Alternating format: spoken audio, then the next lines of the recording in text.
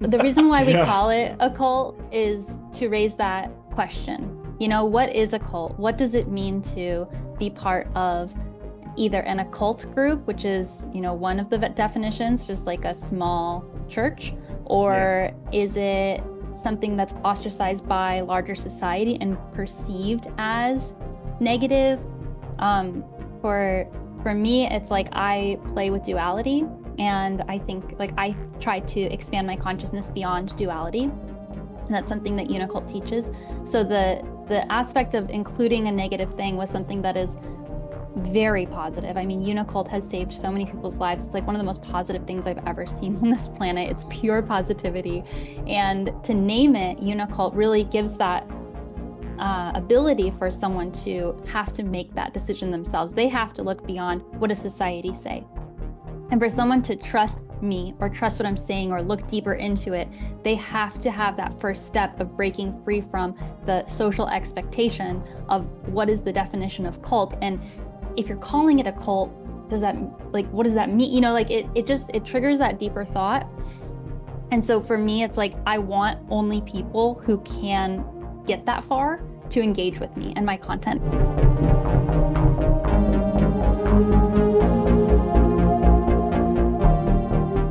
All right, guys, today we have another great guest with us. We have pop star cult leader Unicole Unicron, who is the founder of Unicult. But she's also got so many other things. She's like an artist. She's a musician. She's an author. She's got all these cool attributes. So I'm really looking forward to this conversation. I'm really looking forward to it. I'm excited about this. This is exciting. Vice did a piece on her. Yeah. So stay tuned. This is going to be interesting. All right, Unicole, thank you so much for being on the show with us. It's great to have you. Like so many people out there, we stumbled across one of your documentaries on Vice. I guess Vice had done a piece on you, and then we started watching some of your channel and some of the other content that you got going on out there, and we were just really excited. We thought, wow, this would be a great person to have on the show and talk about what she's got going on, because you've got so many artistic gifts, and then you also have this Unicult that you've started, which I really want to get into. So maybe for our viewers out there, maybe you could start by telling them a little bit about yourself, and then we can kind of get into the Unicult and what you got going on there. Great, thank you. It's such an honor to be on your show. I really appreciate it. Yeah, my name is Unicole Unicron. I'm a pop star cult leader, an intergalactic consciousness. I'm an alien born in a human body, otherwise known as a starseed. I have my energetic ties to alien races like the Arcturians and the Andromedans. And I'm an open channel, so I communicate directly with higher interdimensional consciousness. I am on Earth for a mission, and I'm here to raise the vibration, just like many of us are during this time. And specifically, what the goal of Unicult has been is to infiltrate the subconscious minds of the masses and create a more spiritual understanding. And so it's a subconscious pop culture movement that looks like a cult. It is a cult. And it's been very media focused, content driven, internet based. And that's because I wanted to reach the largest number of people possible. Now that we have seen manifestation and crystals and spirituality mainstream, Unicult is shifting a little bit to just maintain, because we've really accomplished the main goal of getting that sort of consciousness activated. Wow. So how did you recognize that you had some of these attributes? You said that you were kind of like an alien entity, and when did all this start happening? When did your life kind of like make a shift and you start moving into some of these newfound understandings of yourself? It's such a profound experience, right? Like it takes a lot to just sit up here and say like, yeah, I'm an alien. And at first, when I started hearing about the concepts, I got this sort of glee inside my body, but like, I was like, wow, those people are crazy. Like I was so drawn to it, but I was also just like terrified of like the social ostracization that like comes with such radical beliefs. So for me, it happened in 2012. I started having downloads, which really did look directly like a third eye opening, where I was like looking at the sky and crying and being like, why? And like demanding Mm. answers to these questions that had always perplexed me. And for the unique nature of who I am and how uncomfortable it is for me to be integrated into this modern society, I really believe I'm from the future. As time goes on, I get more and more comfortable with where we're at. And um, being born, in the 1980s or whatever, like it was just brutal. So, yeah, I think for me it was 2012 to 2014. I was having a lot of third eye awakenings. I started using crystals more regularly, holding crystals up to my head, having these downloads. Before that, I had struggled really severely with depression and anxiety, agoraphobia. I now identify as autistic, so there's a lot of PTSD, CPTSD. I also grew up with addict parents. I've just had a really crazy history. And so having this like pain body, and trying to kill myself and just having this whole journey of what is the point of this? Like, what am I doing here? I don't belong. It's very uncomfortable.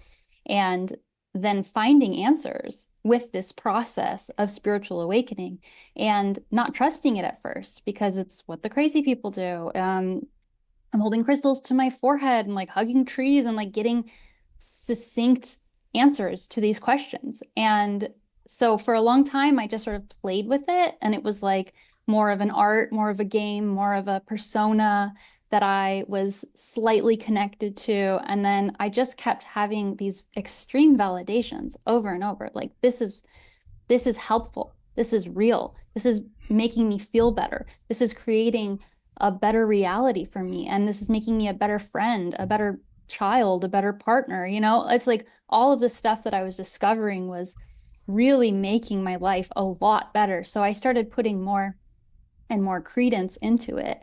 And now it's to the point where I'm like, yeah, this is fully real. You can change your life with it. And Unicult really is, it's an ideological framework. It's a very watertight framework of understanding that helps you transition your life with like really simple concepts of how to integrate spirituality into your daily life so that you can move out of sort of the 3 dimension into the 5 dimension, which I really love this picture because I feel like this is what it feels like. It's kind of like this rainbow explosion of consciousness that you end up on the other side. Are there others like you, and are you happy about that? Like, there's a few things I want to say, if that's okay. One is I think so much of what you said is probably like too far for a lot of people, especially within like our like capitalistic society. It sounds like almost a cliche at this point, but it's true, like even in that, I don't know how you feel about the Vice piece, but I really liked one part when you talked about after the self-harming incident that you came back and you were like, I need to do things that make life in a nutshell, it was something like, I'm paraphrasing, but it was like, I have to be able to do what makes life worth living to me, and to me, and you were, that was a few years back, I don't know how you square with your younger self, but I was like, hell yeah. Like, even your attitude about it, like, F everybody. If the options are I don't want to be here anymore, or I'm going to do what's true to me to do, I'm going to do that. Like, I personally, I was like, hell yeah. So let me succinct this up a little bit. Where the rubber meets the road, are there others like you? Are you comfortable with it? What can you say to really solidify for the naysayers that would be like, this sounds like a narcissistic trip or something, man? Like, because I don't think that, but I'm saying to get rid of that. Like, you are having an influence. There are people resonating with you. Is it at the same degree as people that are joining the military or voting for Trump or some other thing, or fans of some other mainstream thing? No, but are you cool with people becoming like you? Are you cool with this really spreading and other people stepping into that like profundity? Like, you can manifest what you want in life. It is possible. And being that way, being what would appear selfish to other people, is actually makes you more beneficent and more magnanimous. Like, I actually want to give more, go figure, doing whatever the hell I want. Makes me more generous. Absolutely. Is this Yeah, true? yeah, yeah. It is. When your cup is full, you have more to give. It runneth And over. yeah. And when Yeah. I was depressed and anxious, I found myself gravitating towards spiritual concepts that humans were a plague on the earth and that, Yeah. That's that dark. I was destroying, I was a doomer, and that wasn't a word that we had back then. And so I was alone in being a doomer because I was like, society is unsustainable. And that's where my depression really came from. It's like I had severe trauma. It was undiagnosed, it was untreated. They just medicated me, heavily medicated me. I felt disconnected from my body. The doctors couldn't help me. They were the number one most trusted person in my reality. And I had nothing to give. And I was hurting everyone in my life because I was hurting. I was in so much pain. Yeah. I was causing so much stress to everyone. And then I tried to kill myself and I thought finally they'll be free of me. And all that happened is I miraculously survived and everyone was even more mad at me and I upset everyone even more. It was like, it's like you follow that path and it only leads to more suffering. Yeah. And so Yep. by turning it around and being like, screw this society, like it's totally toxic. Everything I've been made to believe is totally toxic. These pills, totally toxic. These doctors, toxic. I'm throwing it all out. I'm going to do what makes me feel good because literally I'm so lucky to have hit that rock bottom because I would never have given myself permission Hmm. to do what I really wanted. There's so much wrapped up in, but what are my parents going to think? What is my society going to think? That social outcast energy is really, really a scary thing. And you want to get along with society because that's the answer to everything. It's like, that's how you make money. That's how you survive. That's how you get love. That's Supposedly. supposedly, right? That's And what they want so you to it's believe. the I mean, that's fear. what like Totally. but you have to get so objective, it seems like. You have to really look at things with like, wait a sec, I'm not going to go around asking everybody, like all these people that are eager to tell me what they think the answer is. I'm just going to watch. And then you see it for what it is. You're like, so many of these people that are like, you know, we got to get back to the good old days when men feared for their jobs and they worked with their head down and did what they were told. And you're like, wait a sec, you don't do shit. You don't lift a damn thing. You're the guy telling Yeah. everybody this, and you You're haven't profiting ever off had a of job. believing that. You know what I mean? It's Exactly. just bullcrap, a lot of it, you know? And I know that's dangerous. It is dangerous. How do you want, what do you, like, it's dangerous to traditionalism. It's dangerous to capitalism. It is. Yeah. I Yeah. sometimes But wondering if there's kind of like a balance because the world I think is better with people like you in it, and but I'm also appreciative of the people that take more of a traditional approach to certain things. Like I wouldn't want to live in a world without people who sometimes go through yeah. the grind of that. Did you take a lot of heat during your transition from your close, maybe your family, your friends, as you were starting to like they must have noticed a change in you. Were they accepting of it? Like, how was that transition? Once again, I was lucky to hit that rock bottom. They were so afraid to lose me Yeah, that it made it a lot easier than it otherwise would have been. I don't recommend that journey, yeah, but my family was like, at least my close family, they were like, whatever you need to do, like it doesn't matter. Like stay here. yeah, And so that was a really big blessing because I got that permission slip and still like had to work through a lot of like not wanting to disappoint them and wanting to like be successful in the traditional sense and all of those things. Um, it's amazing how deep that program runs, of really needing your parents' approval. yeah, man, that's like how it goes for so many people. Some severe prognosis or like, or finding like themselves in some severe loss or something is the thing where they're like, I don't have much time. I have to do what I want with my life. You have to, It yeah. sucks, but I am an idealist and I do like to believe that you can start choosing that before you hit rock bottom. Like start making baby steps towards freedom. Like I'm just gonna like what I want to wear and start speaking my mind a little bit more. And when you start doing that, I actually find that the world pushes you out like a sliver out of your skin. You know what I mean? Like it's like, yeah, all right, here you go. Here's some other weirdos to be around. But go figure. You're like, he who loses his life finds it. But Yeah. It's anyway, I it's don't a know what I'm on lonely about. path, to be your true self. But I wouldn't trade it for the world because it's it's your day. Like what matters is your happiness every day, your comfort every day. Like your if you're right with your own soul. And for me, like that has always been hard because other people weren't right with my soul. And so I Mhm. tried to not be right with it. And so Yeah. finally it's like, no, I don't care what anyone thinks. I'm going to be honest about what I feel, which is different from what other people feel. And Unicult is really about that. It's about opening up that reality of everyone has a completely different reality. Like every single person has a completely different reality, and we have to acknowledge that we cannot give advice to each other. We have to openly accept each other, and diversity is key. Yeah, I want people who are living their lives in a traditional sense, but I also want us all to be open-minded and accepting of Yeah. the diversity, because Yeah. diversity is the key to life in gardening and agriculture and in society. Diversity is key. Well said. And just to like, backpedal a little bit on what I was saying earlier, like almost criticizing traditionalism. Like I was talking to somebody recently whose studies are in actually the field of like semiotics and autism and stuff like that. And I was saying, if I was a medical professional, I would find use for the terms narcissism and autism and all these things. But I actually think that there's like a higher, something like this, something like a higher order to look at things where you realize the nature of the label gun, like the categorizing thing, right? And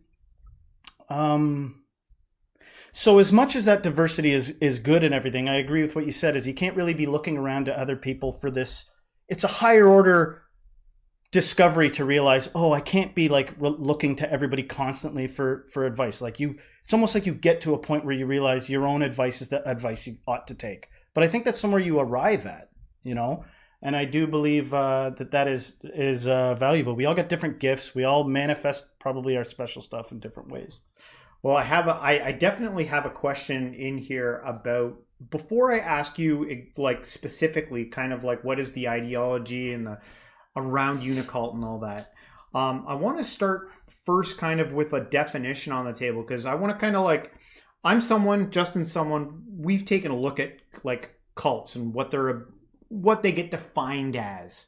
And so I'm sure there's people out there that watch it and they have an idea in their head what they think a cult is, right? And so let me kind of get the negative one off the table, and then what I'll do is I'll pass it over to you and you tell us what a cult is to you, so we can like balance them. Because when a lot of people think of cult, what they think of is a pyramid scheme cloaked in spirituality with a hierarchy at the top, and basically those at the top, it's usually to assume power, sex, and money.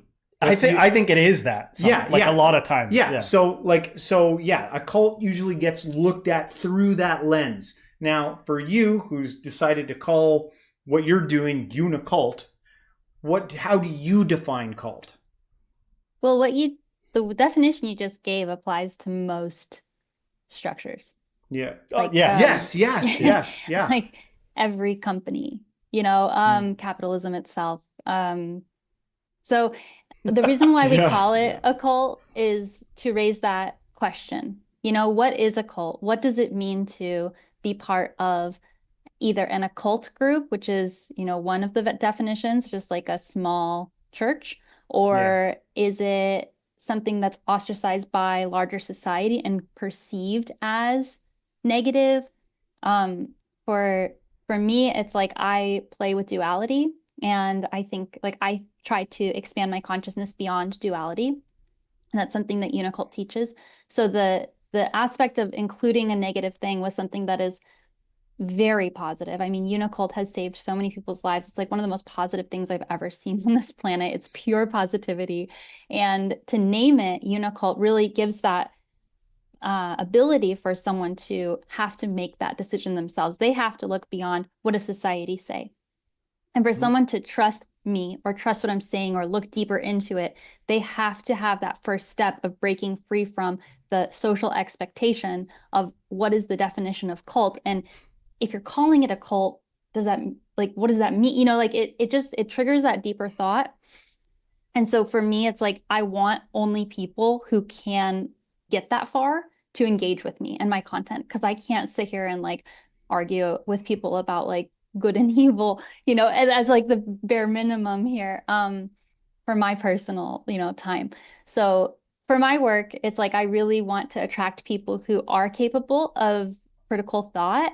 And so calling it a cult does sort of act as that barrier to entry. It's a little bit tongue in cheek. And it also it calls into question, what is a cult? If your definition is true, then like, so is your job, so is your church, so is, I heard this Yeah. one definition, a cult is what a big church calls a little church. And Yeah. Yeah. that's just, that's just one example. Man, that's so smart. Everything you just said is Yeah. just smart. I've I gotten don't to know, answer man. that question a lot of times, so. Oh, okay. Well, that's good though, Yeah. Well, yeah, I thought it'd be good kind of for our audience out there, kind of put that one on the table. So with that out there now, what is Unicult's main heart philosophy? We're a group dedicated to the promotion of joy. So we believe joy is, we believe emotions are on a vibrational spectrum and that joy and peace are at the top of that vibrational spectrum. And working towards those more peaceful and joyous emotions are actually what brings about enlightenment on the planet and also within ourselves. So not that the lower vibrational emotions don't have value and not to spiritually bypass and say, ignore them. It's joy is any authentic emotion. And by feeling all of your authentic emotions, you end up at a place that's a higher vibration. That's how we define it. Oh my goodness. You can tap into that when you're pretty in the dark too, I think. If you're sincere and you go before God or whatever and you're like, what am I doing here? What am I supposed to do? And you just wait a sec and you wait for your heart to sort of leap with joy and you think about what you're thinking at that time. I think it will be a bit of a compass for like what you ought to do. Because I think about years ago when I was in like a darker place and doing things I didn't want to do. And some of the thoughts had to do with, because I'm into creativity, I'm into some artistic stuff and I love what we do here. And thinking about those things, like when I had a vague idea about them, I was like, is this real? Am I really like being led right now into what I do? And I never thought at that time that I would have gotten to where I am. So, like as a second person, for what it's worth to whoever's watching this, there's a reality to that, I believe. Yeah, I believe we have an internal compass. And by Yeah. following that internal compass of joy, I always use the Mario Kart analogy. If you go off the road in Mario Kart and you're spinning out, like that's not where you're supposed to be. You're supposed to get back on the road where it's easy and fun and where you can cruise. So we say that we have something called the path to joy. And we say the first step on the path to joy is cynicism, because it really takes that, that questioning of why are things the way they are? This kind of sucks, in order to transform it and to move towards something better.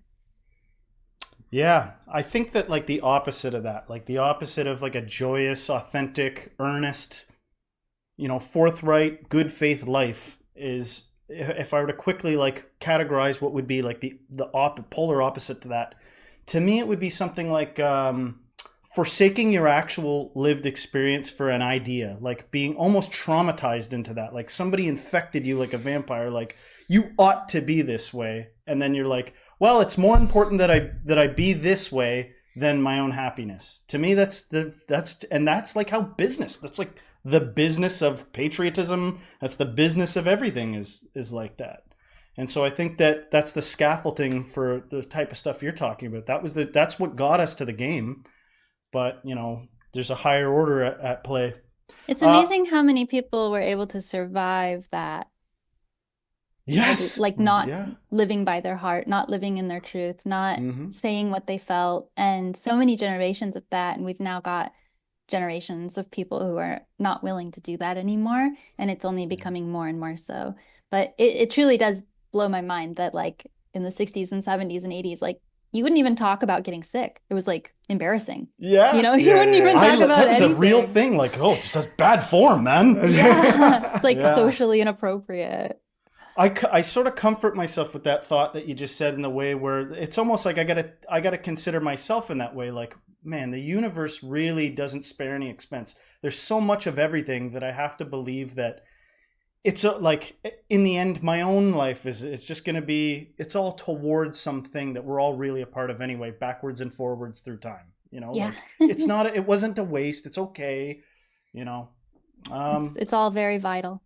Yeah, I guess question-wise, I feel like I've got a bit of a nagging question regarding the alien stuff. Like, I want to ask you, how can you be so sure that you're an alien? What do you think of the alien stuff in the news? Could we go in that direction?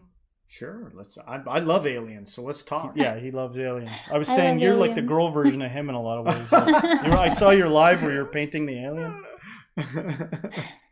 Yeah, I read a book that was channeled by aliens, channeled by a human of aliens, and it felt like it was written by my family, and that was my first sort of awakening of like being connected to these entities.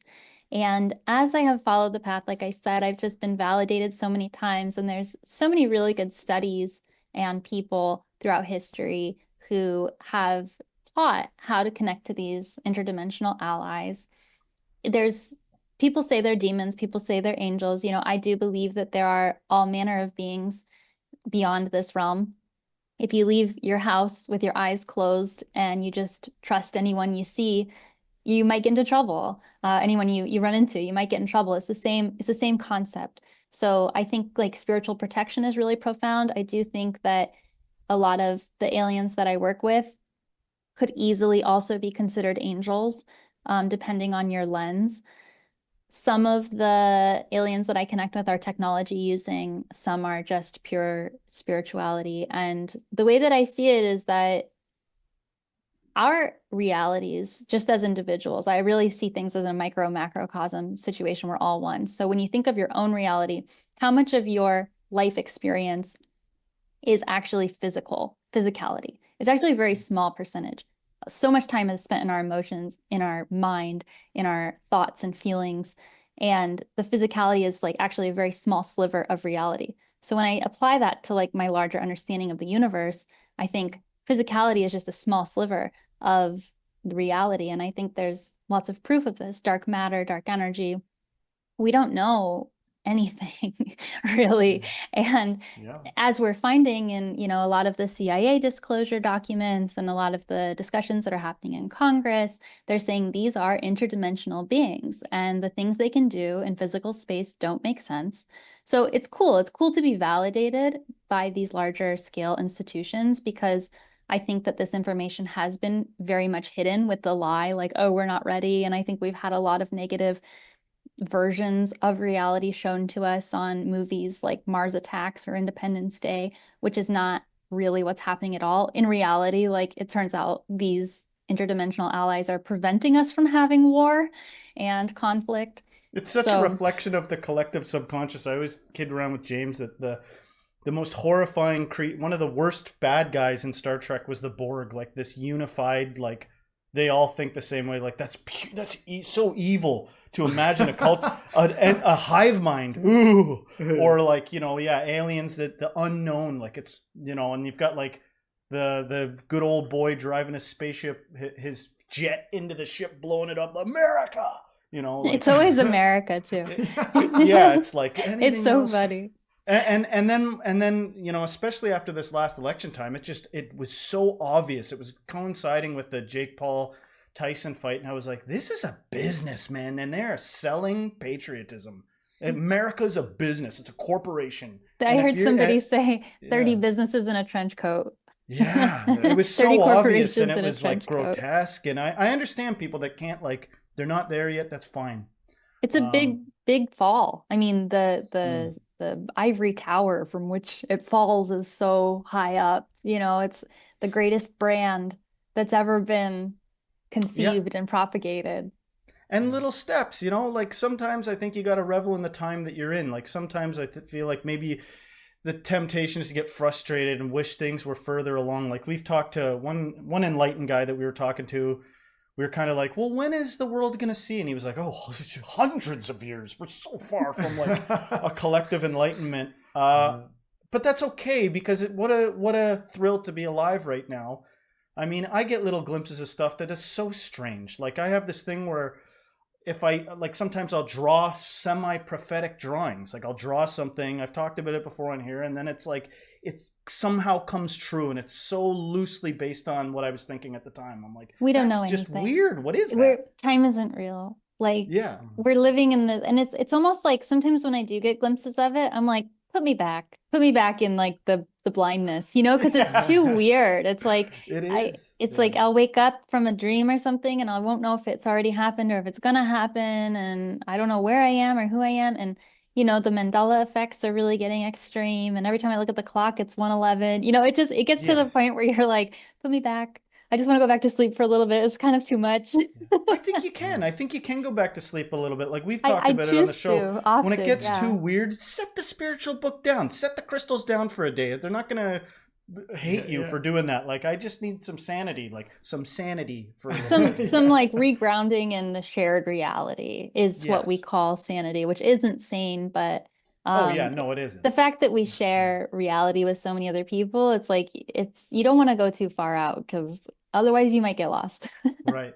Let's pretend this acid trip of a reality is like, let's just organize some things, tell some people what to do, and now we have control. And I'm this gonna is buy a new real and suit it's not jacket. crazy. Yeah.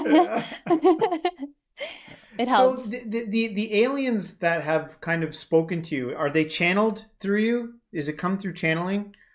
We have talked to some other channels, and one question I always like to ask anyone who claims to be a channel is, how do you differentiate between the messages that are coming in and your own personal thoughts? I love this question. Thank you for asking it. At first, the way that they taught me, because I was very much initiated into this, was that they spoke very slowly. And my thoughts are really fast. So I was like, why is this thought so slow? You know, it was really easy to identify, and it was like almost painful. It was like word by word. Mm. And then it's almost like I've described it in the past as being similar to being able to differentiate between different colors in the visible spectrum. So, or different voices of different friends. It's not auditory for me. It's not visual for me most times, but there is a energy signature that I can feel and um, that can be understood. And I don't always know exactly like right away. Like sometimes I'll have new people come in like with information.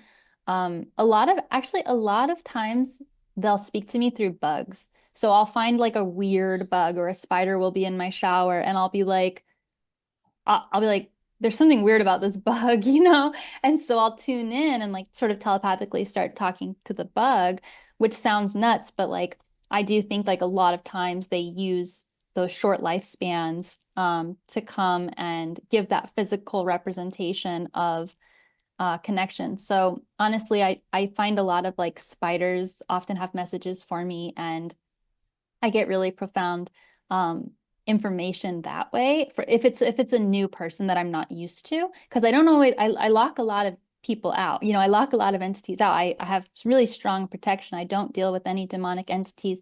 My rule is that they have to understand all one. And if they understand that, then you're not going to harm me because that means you're harming yourself. So I feel like even a narcissist or, you know, a psychopath could understand that concept. So that's my rule.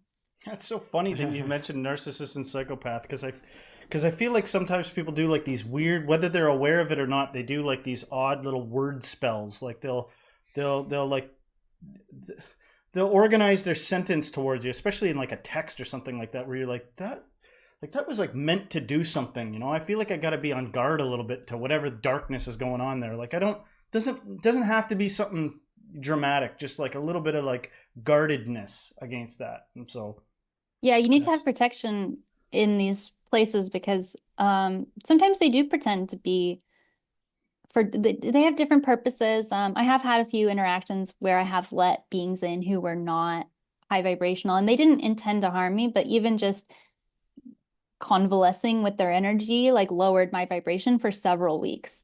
So I'm very sensitive. I have to be very careful. But mm, for my like family, for my space family, like I know them like it's almost the Arcturians are almost like my own thoughts because my higher self is Arcturian. It's kind of not a Borg consciousness, but definitely more of a unified consciousness. So when I interact with my higher self, I'm interacting directly with Arcturian principles, which is really cool and simple and easy. But I also interact with, like I said, the Andromedans and also the lion beings, which come through like every couple of years, not often, but I'll get information and healing from them as well. Lion beings. Well, Lion beings. I have a question for you because, like, take someone like me. Like, I'm jealous. I love the idea of being able to, like, get in tune with angelic beings and aliens, as long as they're good. I don't want any of the bad, so I'm a little selfish that way. But why do you think there is this, like, dichotomy between, like, those who, like yourself, who have all this come to them, and then there's these other people like the pure rationalists, and I wouldn't even put myself into that camp. There are some people like, I believe in nothing unless I can see it, touch, taste it with my what? Oh, I love what you're saying, but I wanted to add, like, even the people that are like, Jesus visited me. Yeah. Like I'm the person that wants that. Why is it that, like, some people, like, maybe it's a blessing and a curse both at the same time? I don't know exactly what you call this for yourself. I think it's a blessing as long as you know how to handle it. I think schizophrenic people are more subject to the loudness of it. Yeah. I think that's what that is, and that can be very disruptive and definitely a curse until you learn how to manage it, which is not easy. But anyone can do this. And the differentiator between me and someone who hasn't had these kinds of experiences is fear. I mean, it's scary. It's terrifying. I don't want to be that type of person. I don't want to be that type of crazy. It's really unsafe to, like, go off my rocker and be talking to aliens and angels and proclaiming that Jesus visited me. Like, all of society looks at people like that and says, lock them up. People will comment on my videos like, you need to be medicated, you need to be locked up, you need to have a lobotomy. And if I was born 10 years prior, I might have actually had a lobotomy. Oh, I've seen crazy stuff said, even about like, I won't get specific, but about things that are fairly innocuous, just conditions that people have, just like a label, like a medical categorization. People be like, oh, so they're all getting castrated, right? Like, to this day, people still think that that's like a solution. There's to a certain huge stigma. I mean, it's a huge stigma. And so we all carry that stigma inside of ourselves as a form of protection. Mm-hmm. And oftentimes we point at other people and say, you're weird, you're crazy, because we're trying to protect ourselves. But anyone can connect with higher intelligence, with their higher self, if that's the easiest version of it for you, with God, if that's, like, whatever. In Unicult, we say, find something higher. It doesn't matter what it is, however you define it, but connect with it. Because having that connection is what brings us into a higher vibration. You have to reach higher to go higher. Yeah. So if you want to connect with aliens, you simply say, I only want to connect with entities that understand all one. And then you sit in meditation quietly and you allow what happens to happen. And you don't judge it. And you're going to be like, in your head, but you just try to relax, and just let it come. And like what happened to me, you're going to find that it's either helpful or it's not. And you're going to find that it's helpful if you set your protection correctly. And it can totally transform your life. You don't even have to tell anyone about it. You can just have this as a private practice, and you can pretend it's your imagination. You can say, well, I'm just accessing parts of my subconscious, which is also true. Yeah. That's however you want to think about it. Because there are other spiritual paths out there that talk about kind of like even their enlightenment or waking. They're like, keep it quiet. Just go do your thing. You don't have to go blabbing everything. You do everything in quiet. Like, the more I've learned, the quieter I've gotten. And I'm still very loud. I talk constantly about it, but yeah, you're charismatic. I've seen clips of you, like, holding court with your church, and I'm like, man, I admire that charisma. It's funny, like, I'm sure all three of us have probably seen some footage from, like, the 50s when they used to have, like, the way they used to deal with mentally ill people or whatever, and a lot of it seems pretty barbaric, like the institutions they put them in and the way they treat them. By today's standards, it's barbaric. We've come a long way. But then I think about the one of the things they've done recently with people with Alzheimer's. Like, they've created communities where people with Alzheimer's can sort of walk around, go to the grocery store, and it's like a mini town dedicated to letting these people. That's not a clinical setting, and they found that it, like, increases their quality of life, like, a lot. And I wonder sometimes about something like even schizophrenia, which people are frightened of, and you can have compassion and empathy for it because it seems very intense. But if there was a different approach than, like, get them on antipsychotic medication right away, like, just some experimentation with different approaches, like, even in terms of, maybe it's dangerous, I'm not a medical professional, but I'm suggesting that what if we validated it a little bit? Like, well, let's assume that the voices are real. Like, but you're safe. We're here. Like, I'm going to believe you. What do they have to say? I would be curious to see what kind of results that would yield. There are movements to Yeah. do such a thing, because neurodivergence isn't new, right? It's Right. something that Native tribes have been experiencing and integrating Probably used to successfully. worship them at one point. They didn't put a lot of them became shamans through the proper initiation rituals. But there's a something called the Hearing Voices Network, I think, which is psychologists and psychiatrists who have done studies and realize and recognize that a lot of the voices that people are hearing are actually consistent across cultures and like legitimate entities. So there are movements. It's very slow going. I would say we're barely dipping our toe into that reality, but I hope as like the indigenous tribes get more power, as we're starting to see, that we can access their wisdom and their information that they've been safe holding, like safeguarding for all these years that they've been deeply oppressed. Heck yeah. It's funny. Like, none of this is meant to be edge lordish. Like, this is a sincere conversation I'm having with you, but to some degree, I'm aware that there are a lot of people that would watch this would be possessed by capitalistic ideology, that, like, whatever you want to say, like possessed by normcore ideology that would just, there's no clear way to say it. It's just, that's crazy. You're crazy. No, let me go to imright.com and just dismiss everything you've said. Like, just a Rolodex of disputing it, What's funny is those people who are very passionate are the ones that are actually questioning within themselves already. So it seems like they're the furthest ones away from these ideas, right? But the reality is that you're touching something that's true, that they know is true, and that they're like so afraid that it's true, they really need to prove that it's not true. It happens to me, it happens to all of us. Like, you see someone online and you get so triggered and mad and you're like, that's not how it is, and then like maybe a month or a year later, you're like, it is how it is, and you can come to terms with it. But that's true. I love that. Yeah, it's hard. I mean, I think everyone has their own. I'm not for everybody. I used to want to be, and I used to try to be, and definitely being pop culture focused.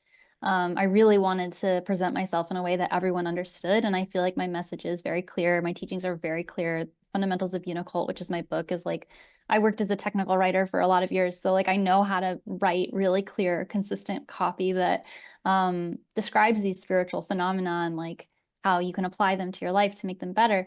But there's a group of people, there's a large percentage of people who are not ready for this, who don't want to hear it, who will never be ready.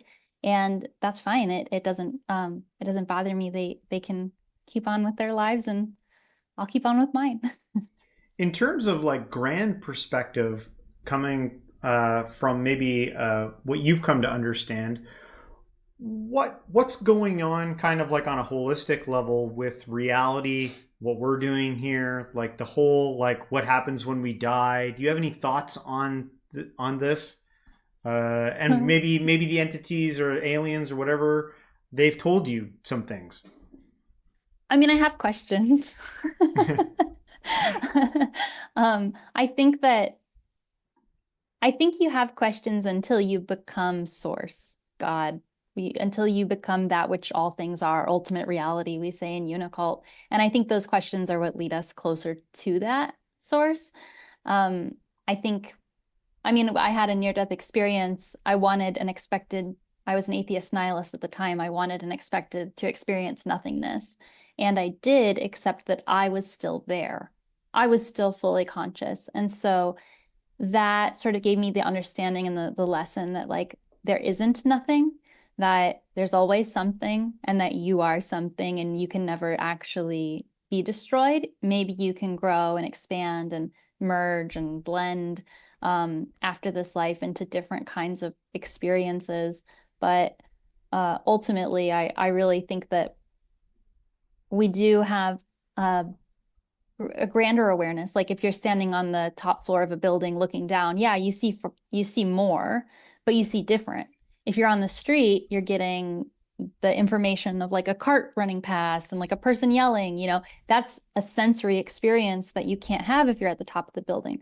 So it's not that one is better than the other, but I do think that there is a certain vantage point where you can see more after death, and from that place make different decisions than you would make if you're embodied.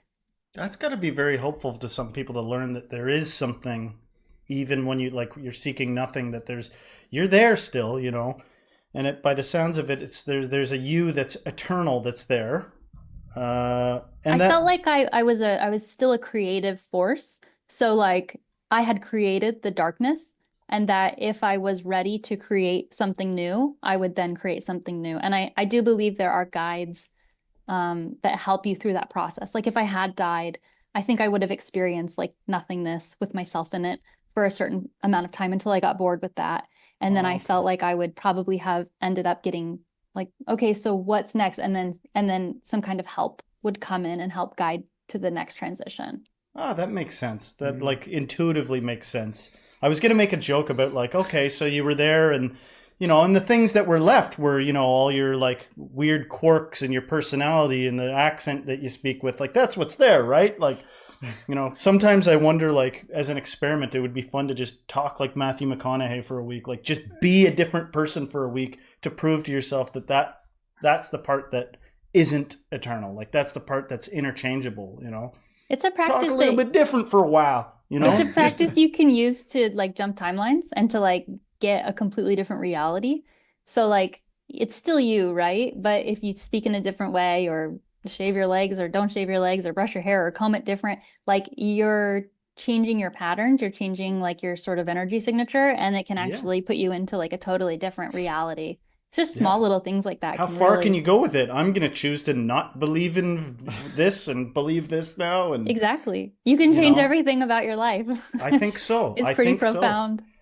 So, what are your like for what we're doing right here on Earth? Kind of like an overarching perspective. We talked a little bit about the election, and there's a lot of things going on in the world. We're not America; we're from Canada, but we've got our own issues here, and we see similarities in other countries all around the world. Is there? Do you have any idea of like what is happening to humanity right now? Because it does feel I don't know, maybe a little tense right now. I don't know what's going on, but there's something going on right now. It feels different than, I guess, post COVID, if you want to call it, or whatever. Feels like things have changed. Where are we headed? I think, I mean, my opinion is that we're being activated by the sun and by the energies, each of our own energies that have been born here and that have gotten fed up with these ancestral patterns. And yeah, I think we're the way I describe it, I have actually a tattoo of it, but it's exiting duality, the black and white spiral, and entering into the rainbow reality. Cool. Not the Unitopia. perfect utopia. And that's also like how I describe this image. It's the black and white spiral that then we go into this. So it's this idea of duality, good and bad. And we did experience good and bad kind of flipping and flopping around during the pandemic, where it's like, do this, do that, don't do this, do that, and it was very confusing what was right and what was wrong. And I think we're experiencing that again. And that comes with the fall of a lot of our old structures and the government, the world Yeah. government, and just seeing it for what it is. I think it's really just about light being shown on current society to the point that we're seeing the truth.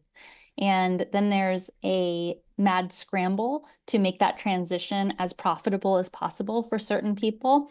We all have our own agendas. So I think everyone's working in that way. And I think that we used to be under sort of more of a web of illusion. And I think that web of illusion really did get lifted in 2012, which a lot of people did have awakenings back then. And I think since then, no one's been driving the bus. We've just been sort of careening around and trying to figure out what even is a bus, And now people are starting to learn, like, okay, we can actually see things for what they are. We know kind of where we're headed. There's different things like the Schumann resonance, which is an energy around the earth that has been vibrating higher and higher and higher. for the last couple of years in dramatic ways, and they attribute it very similarly to our brain waves and our brain patterns. So it used to be around 8 hertz, and that was like very low level brain function. And now like all one, you know, the micro macrocosm, and now it's up to like 30, above 30. I think it's even hit 40 hertz. So that's very high level brain waves connected to compassion and unconditional love. So I think we're really seeing a collective awakening, and I think there's evidence for it. In my own life, I see, you know, things like my grandparents saying things I would never have imagined them saying. People are waking up that you would never expect to wake up, and they might not be fully awake or fully enlightened, but there's a lot more.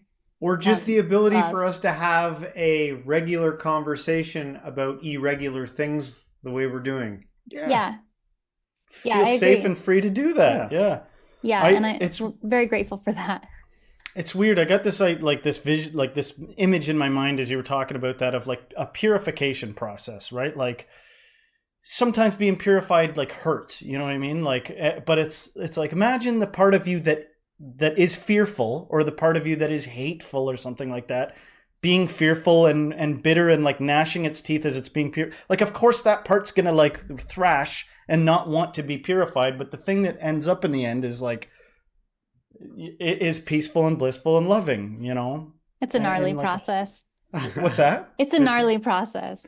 Yeah, and you know, no wonder people like avoid it and stuff like that. But it's just like, imagine somebody being like, don't free me from prison. Like, don't free me from this like dank corner I'm hiding in. You know? Everything it's like, I come know on. and everything I am is like, I know how to navigate prison. I know how I have my little like friends here. I have, you know, it's terrifying. Everything you want is on the other side of your greatest fear. And heart chakra not stuff. fun. I think about, you know, the way your heart breaks a little bit when you get a little bit more in tune with empathy or honesty or whatever. You know, there's a bit of like an ache, I think, that comes along with that I think people are like, I'm not into this, man. What is this Britney Spears stuff? Like, you know what I mean? Like, it's lame. I don't want to feel things. But I think that those are qualities of higher order. The greatest change always comes in the greatest discomfort. It's weird. It's not something I enjoy. I don't like that that's true. But it is true. Maybe one day it won't be, you know, like maybe one we'll day get it to a won't point be. like something I just keep saying recently is I'm an idealist. I want utopia to be able to be real. Well, yeah, I've heard you talk about utopia a few times on some of the videos that I watched, and I like what you said about like, if you don't believe that it can happen, then like, it's amazing how many people are so willing to be like, it'll never happen, it can't happen. You're addicted to arguing, man. You're addicted to like, fighting. Why would you take that? I'm open to like, we aren't living in a utopia right now, but I'm open to it. Like, I would like it to happen. There's so many people that I wish I could be like, can we do like, we don't have to tell anybody, but let's do an exorcism. Like, you need to go like thrash around and scream, because that's what's like being like wearing a tie and like making itself speak in perfect meter. Behind that oftentimes is like a well of like rage, I find. And the thing behind like, well, that's ridiculous, like a scoffing spirit that doesn't believe that things could be good. But I am pro like, what are we building towards as human? Look at the wonders we've already done. Let's reach for the start. Let's go all the way to like a sustainably joyful life. Behind the utopia thing, I did have a question for you about it, because the I guess the crux of the situation is that you have an idea, I guess, in your head of what you might perceive as utopia. Wouldn't a problem be though that all of us have our own idea of what we think? You know, my utopia ain't necessarily your utopia, right? And well, say exactly what your version is. Confess right now, and then that way we'll all know. But I guess my question is that, so how do we juggle that situation, right? Yeah, and that's where Unitopia is different than your traditional utopia, which has been usually created by rich white men based on what would make them happy, right? Or whoever's written the version of it.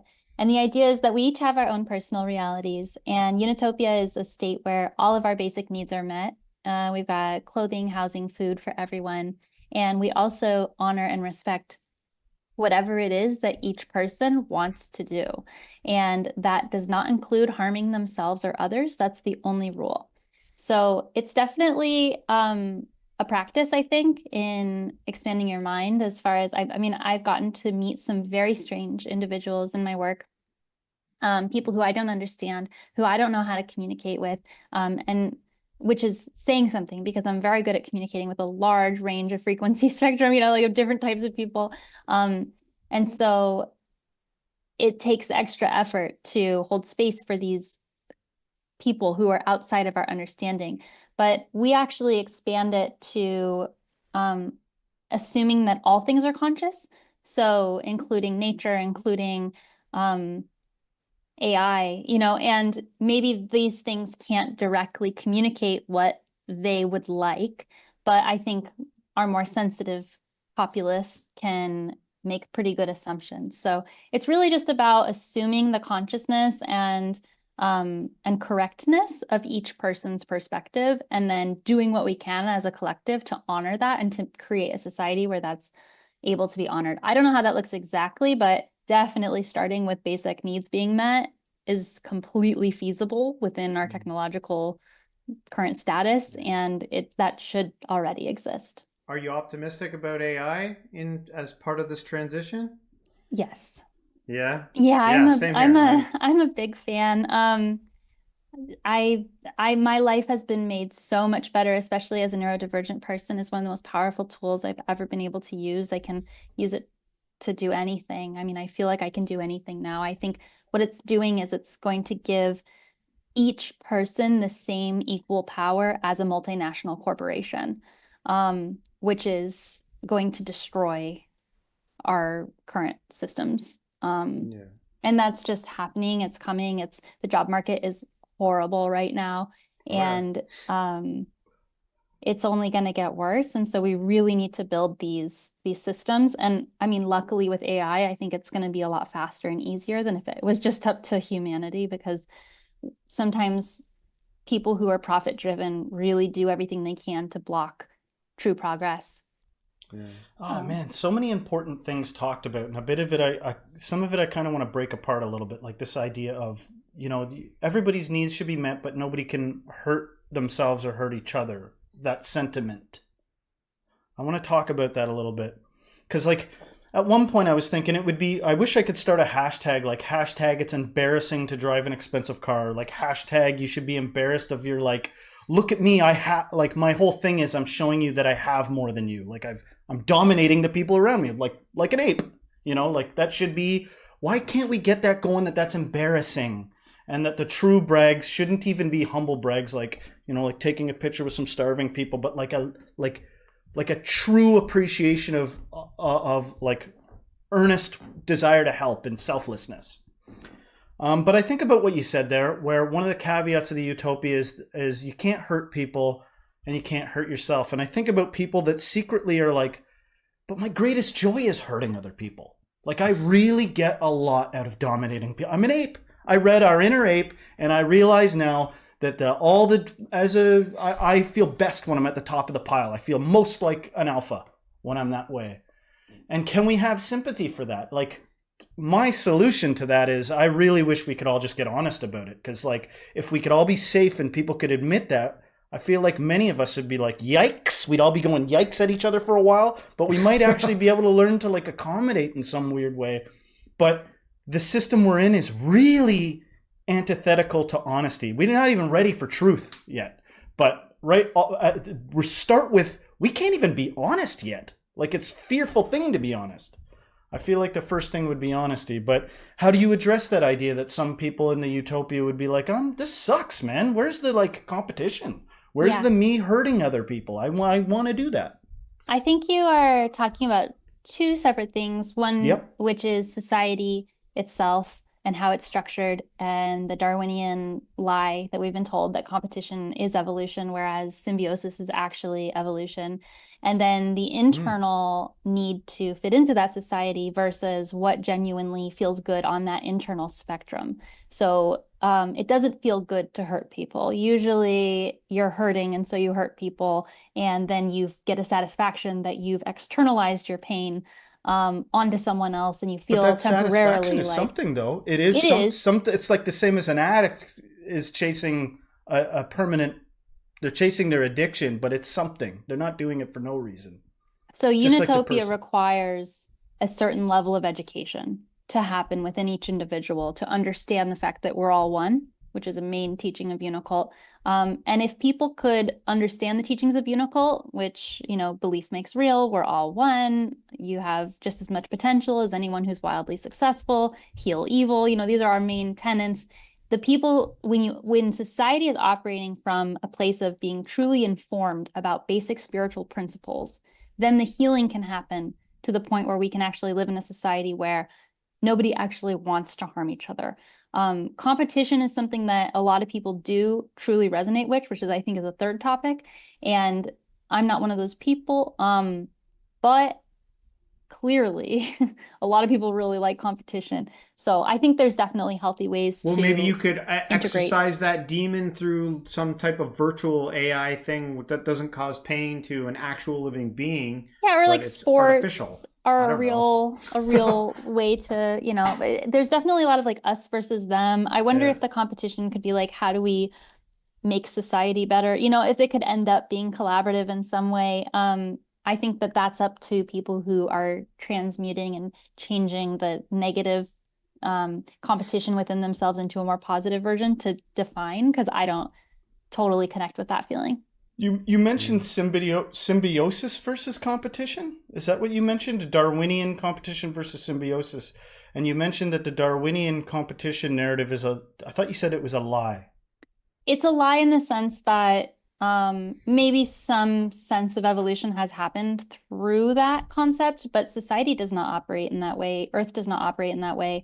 A lot of times people refer to like wolves as one example of that, and that was never true. Wolves work together in a pack. They don't actually, there might be like a small level of competition within certain structures. I know like chickens have a pecking order and things like that. There's definitely hierarchies that do sometimes Yeah. exist, but as far as like how we have evolved and how Earth as a closed loop system works, it's clearly symbiotic.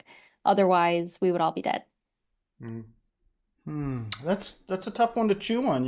Is like sometimes I harp on the idea of competition, but it's like even if there was nothing but all powerful gods showing each other stuff, like look at this, well look what I created. It's still like reminiscent of competition. You know what I mean? Well, cool. Well, let me try to make something that blows your mind. It's the It stakes depends on are where pretty it comes low. from. If it comes from a genuine desire to create, or if you're really creating from the place of being better than other people. Okay. So, for those who are new, how to like say someone's like, I want to get into Unicole. I want to like be a part of this. What's your process for those people? Yeah, we have a website. I just made a new website. I'm very proud of it. It's unicult.church. It's so exciting. We had the same website since 2014 until very recently. So you can still access the old website, but the new one is cool, and I really am excited about it. So yeah, you pay $11.11. That's for a lifetime membership. You get invited to the Discord. We have an online Discord channel where lots of people talk every day about different things, spirituality in their lives, and just what they're going through. It's a really supportive community. And I would say read Fundamentals of Unicult. That's really an important starting place to know what we believe. But you can also get so much free content on YouTube. So the Unicult YouTube is a very rich resource with hundreds of hours of free sermons and content that lays it all out really nicely. Beautiful. Well, Unicole, I just want to thank you so much for spending some time with us. This was an awesome conversation. It was so fun. Thank you. Thank you so much. And I guess until next time, take care. You too. Uni bless.